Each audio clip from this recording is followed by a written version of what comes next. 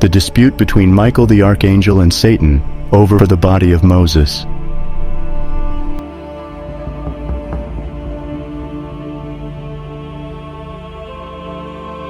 The book of Jude in verse 9 makes a reference to a dispute that happened between the archangel Michael and Satan over the body of Moses.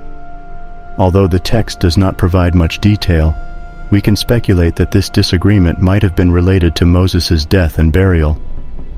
Some scholars suggest that Satan might have wanted to use Moses' body for his own purposes, while Michael was guarding it. Now, what can we learn from this passage? First of all, Deuteronomy 34:5-6 is the final passage in the book of Deuteronomy, which marks the end of Moses' life and leadership of the Israelites. In this passage, it is described how Moses, at the age of 120, climbed to the top of Mount Nebo to view the land that God had promised to the Israelites. From this vantage point, God showed him the entire land of Canaan that he had promised to the Israelites. Moses was able to see the land from the tribe of Dan in the north to the desert of Paran in the south, and from the Jordan River in the east to the Mediterranean Sea in the west. Yes, Deuteronomy 34:5-6 confirms that Moses was buried in a valley in the land of Moab, but the exact location of his burial place is unknown.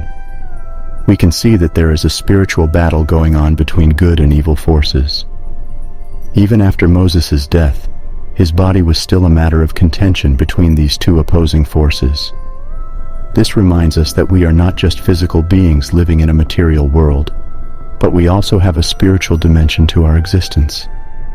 As Ephesians 6:12 says, "For our struggle is not against flesh and blood, but against the rulers, against the authorities, against the powers of this dark world, and against the spiritual forces of evil in the heavenly realms."